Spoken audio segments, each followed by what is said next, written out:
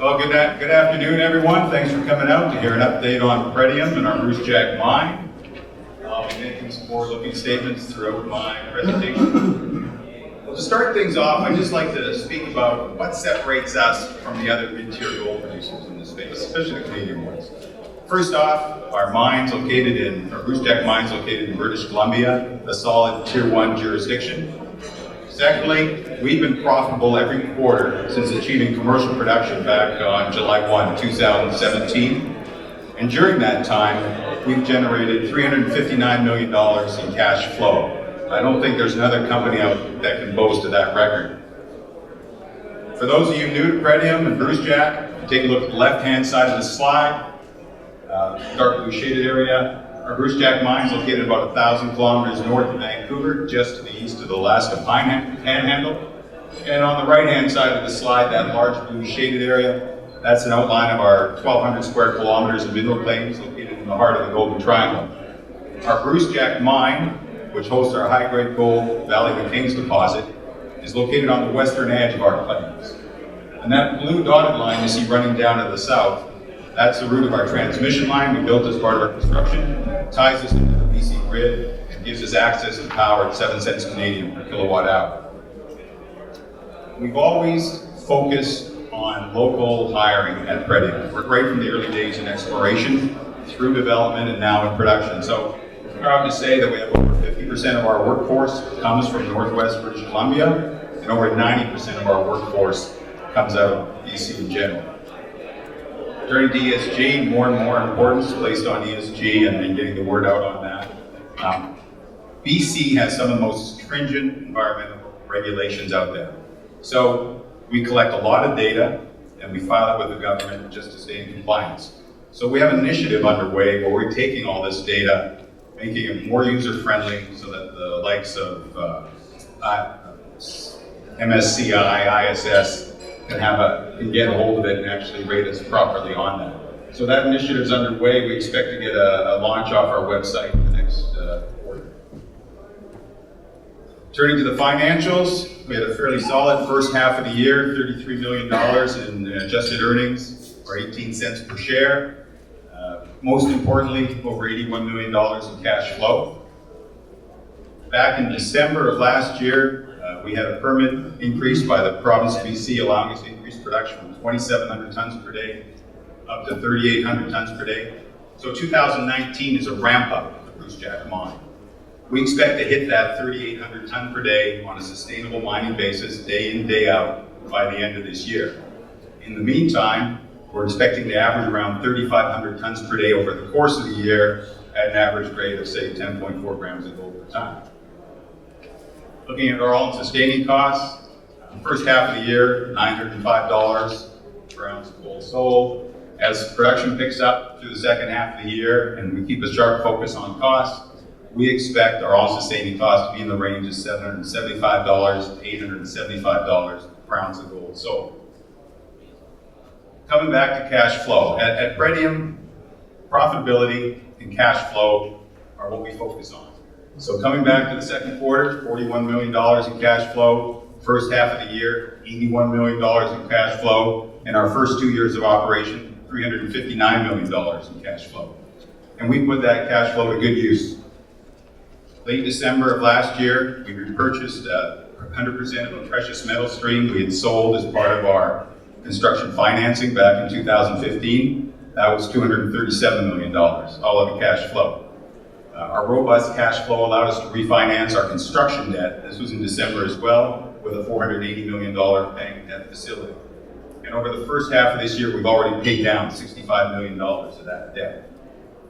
Looking ahead, short term, we announced last week that we're buying back the offtake agreement that we had sold as part of our construction financing package again in 2015. That's $80 million out of cash flow. And as we focus on the next couple of years, we will be focusing our cash flow on paying down our debt. It's due December 31, 2022. We're looking to be clear of our debt sometime in 2021, depending on gold price. Taking a look at the Brucejack mine, we updated our life of mine plan to 3,800 tons per day earlier this year. Brucejack now has a 14-year mine life producing roughly 500,000 ounces of gold per year in the first 10 years at an all-in sustaining cost in the mid $500 per ounce of gold sold. Looking at our mine, here we have a section view of the Valley of the Kings deposit looking to the north. The gray shaded area is an outline of our measured and indicated resource, and that's what contains all our proven and probable reserves. The dark blue lines represent our underground development to date, and that yellow box with the red dotted line, that's where we've been mining since start. All stopes but one fit into that box, and that's where that box hosts all our proven reserves. So our focus this year is ramping up. So rather than focus on developing stopes, priority is on opening up the mine so that we're ahead of development, get ahead of the curve, so we can sustainably operate at 3,800 tons per day throughout our 14-year mine life. One question I often get asked is how many stopes do you have in inventory? Well, during this ramp up, our focus and priority is on opening the mine. So no stopes in inventory. As stopes come online, anything above 5 grams of gold per ton, we're mining and feeding the mill. One of the initiatives we have underway at the mine right now is, do we transition from transverse long-hole stoping to longitudinal long-hole stoping? It's a little complicated slide to get into with the time we have, but suffice to say, if we do go ahead with longitudinal long-hole stoping, we expect to minimize stope dilution, manage our grade variability better, and in the end, reduce our development costs. We'll be making a decision on this in the coming weeks. At our mill, it's been running like a star since the outset. We made a number of upgrades to the mill in the second quarter and this quarter as well. The mill can now operate sustainably well in excess of 3,800 tons per day, day in and day out. And quickly run you through our flow sheet. We crush the rock underground, convey it up the surface, run it through a SAG mill and a ball mill, get the grind size down to about 100 microns. We then take it through a gravity circuit, pull off a gravity concentrate. We melt that gravity concentrate down into doré at site. The doré is running 60 to 70% gold, 30-35% silver, and about 2/3 of our gold comes out in the gravity circuit. Going back to our flow sheet, we take the tails from the gravity circuit, run it through a float circuit, pull off a float concentrate. Our mass flow is about 6 to 8%. We load that in bulk at the mine site in containers, drive it down to the Port Stewart, which is 220 kilometers away, and then ship it in bulk off to predominantly Asia these days. Roughly 1/3 of our gold production comes out in our float circuit. Our focus is on maximizing the gold recovery in the doré as we get better pairings and quicker turnaround on our cash. Here's a shot of our inside of our mill building. As I said, it's been running well since startup and never fails to impress when we have site tours at Pretium. So one other question I often get asked is about our tailings dam. Well, we do not have a tailings dam at Pretium. Roughly 50% of our tailings are mixed with cement, pumped back underground as paste backfill and filling up the stopes that we mined out. The other 50% of our tailings are pumped into the deepest part of Bruce Jack Lake. It's 85 meters deep, and over our 14-year mine life, we expect to fill about the bottom 35 meters of Bruce Jack Lake. Another question we get asked about is water and how we treat our water. So all water coming out of our mine, as well as all water that comes in contact with our surface operations, is collected, run through our water treatment plant before discharge back into Bruce Jack Lake. Looking at the economics of the project based on our updated life of mine plan from April. At the time, this was April 4th, $1,500 was our high case. So at $1,500 gold, net present value of Bruce Jack at a 5% discount after tax is roughly $3.2 billion. Our net cash flow on a pre-tax basis is over $6 billion. On sensitivities, for each $100 movement in the price of gold, our net present value at a 5% discount after tax moves about $300 million, and our pre-tax net cash flow moves about $600 million. So turning now to reserve expansion and exploration. Again, this is our section view through the Valley of the Kings, looking to the north. We have that gray area represents our measured and indicated resources. We have the box that contains our proven reserves. We've completed phase 1 drilling, you see on the left, finishing up phase 2 drilling at this point in time. We're going to start expansion drilling down at phase 3 in October, and we're going to start expansion drilling to the east for phase 4 later this year, early next year. We're taking the phase 1 and phase 2 drill results. We have a resource update underway at this time. That should be completed for internal purposes by the end of this month, or pardon me, end of October. We're not there yet. At that point in time, we'll be handing it off to our mine planners. We need to make a decision on longitudinal long hole stoping by the time we hand this off to our mine planners so they can incorporate it into the mine design. Assuming we go ahead with longitudinal long hole stoping, we will then come up with a new life of mine, incorporating that mining method into our life of mine plans.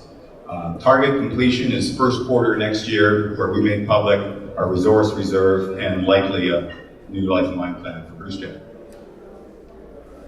Now if we step back and look at the big picture around the Valley of the Kings, you can see the Valley of the Kings up in the top left corner. The gold represents our proven reserve. The darker gray represents our indicated resources. And stepping back further, that sort of blue-gray area is our inferred resource. If we look in the middle of the slide, you can see the flow dome zone. We discovered the flow dome zone back in 2015. The mineralization in the flow dome zone is identical to the mineralization in the Valley of the Kings. We actually believe the flow dome zone is simply an extension of the Valley of the Kings. We've also drilled a number of holes between the flow dome zone and the Valley of the Kings over the last couple of years. All of them intersect Valley of the Kings style mineralization in the gap between the two zones. So 2 takeaways from this slide.